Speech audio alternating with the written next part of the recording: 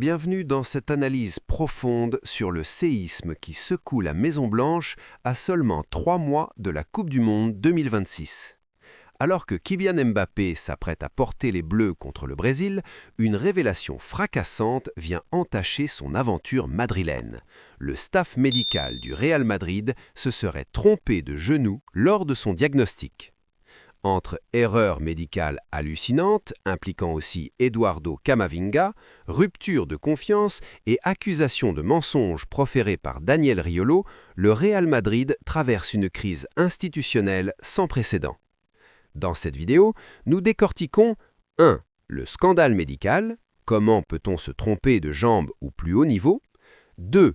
L'affaire Riolo versus Mbappé, pourquoi la communication du clan Kylian est-elle remise en question 3. Le casse-tête Bellingham, pourquoi le système d'Alvaro Arbeloa sacrifie-t-il le génie anglais Et enfin, l'enjeu des Bleus, Mbappé peut-il porter la France au sommet malgré une blessure mal soignée Une plongée exclusive dans les arcanes du pouvoir madrilène et les coulisses de l'équipe de France. Abonnez-vous pour ne rien manquer du Storytelling Foot.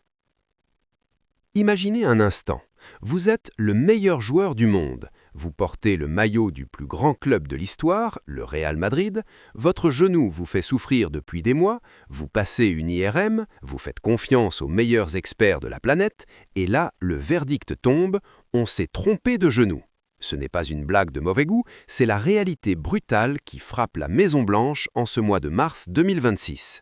À 3 mois d'une Coupe du Monde historique aux États-Unis, le dossier Kylian Mbappé explose. Mais ce n'est que la partie émergée de l'iceberg. Entre un staff médical qui semble avoir perdu la boussole, un entraîneur, Alvaro Arbeloa, qui se perd dans un labyrinthe tactique avec Jude Bellingham et une accusation de mensonge d'État lancée par Daniel Riolo, le Real Madrid est en train de vivre sa crise la plus absurde. Bienvenue dans ce deep dive.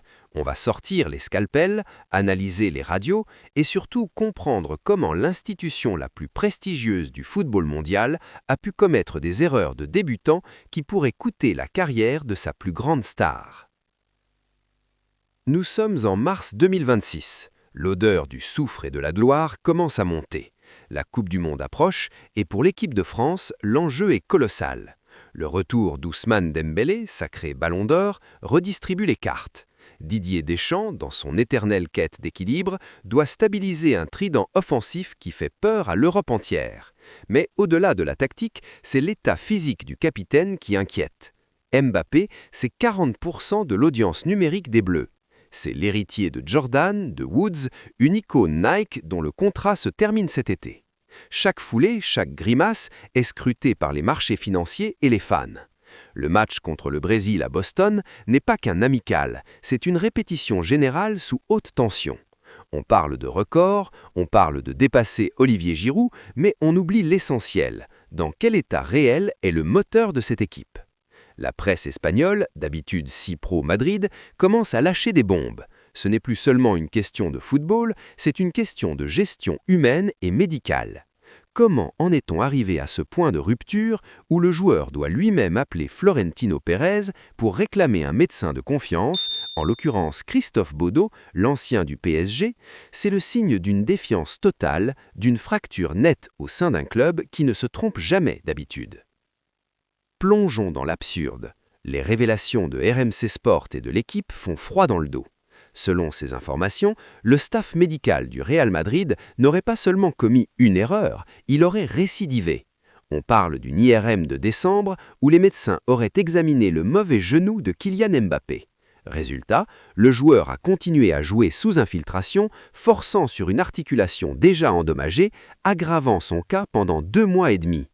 Ce n'est pas un incident isolé. Eduardo Camavinga aurait subi le même sort, une blessure à la cheville, mais un examen porté sur la mauvaise jambe.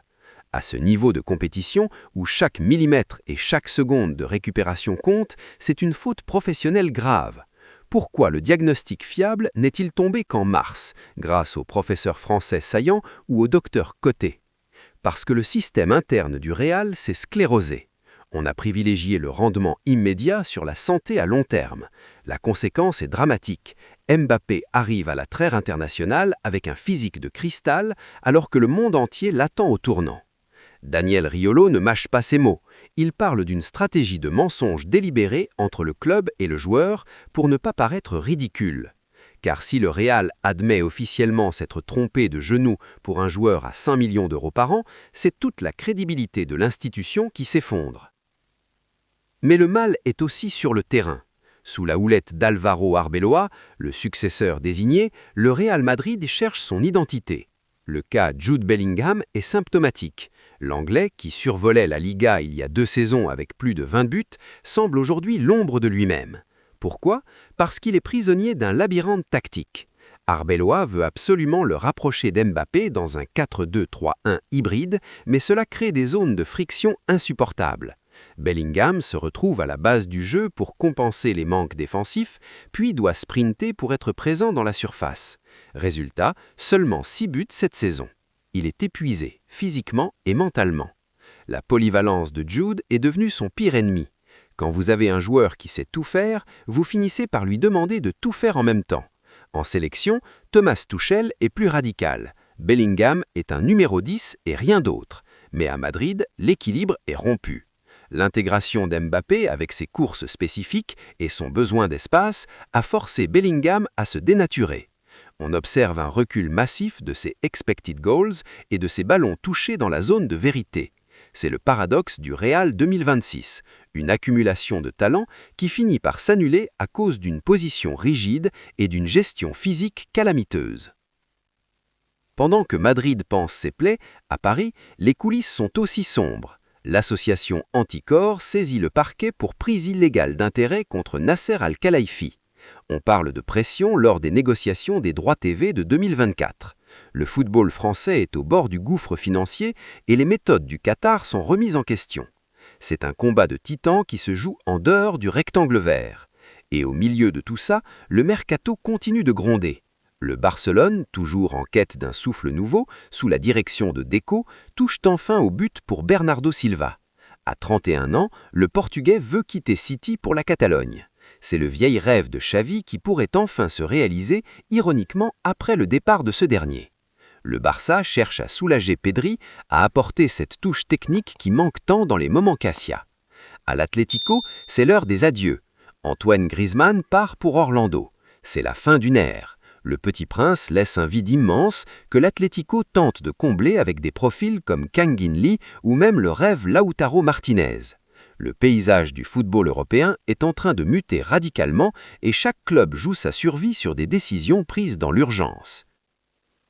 Alors, quel futur pour ce Real Madrid et pour Kylian Mbappé ?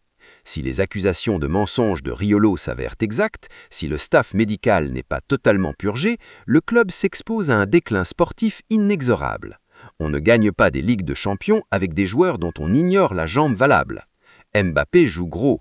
Sa communication, basée sur le contrôle total, est pour la première fois prise au défaut. Sa performance contre le Brésil et lors de l'Euro sera la seule réponse valable. Mais au-delà des stats, c'est l'image du joueur-institution qui est écornée. Peut-on tout pardonner au Real en nom de la gloire passée ? Arbeloa saura-t-il sortir Bellingham de son labyrinthe avant que l'Anglais ne demande son bon de sortie ? Le football de 2026 est une machine impitoyable qui ne laisse aucune place à l'amateurisme médical ou tactique. Merci d'avoir suivi ce long format. N'oubliez pas de liker, de vous abonner pour d'autres analyses deep dive et surtout de me dire en commentaire, le Real Madrid est-il devenu trop grand pour être bien géré ? C'était votre analyste, on se retrouve très vite sur la Foot Chrono.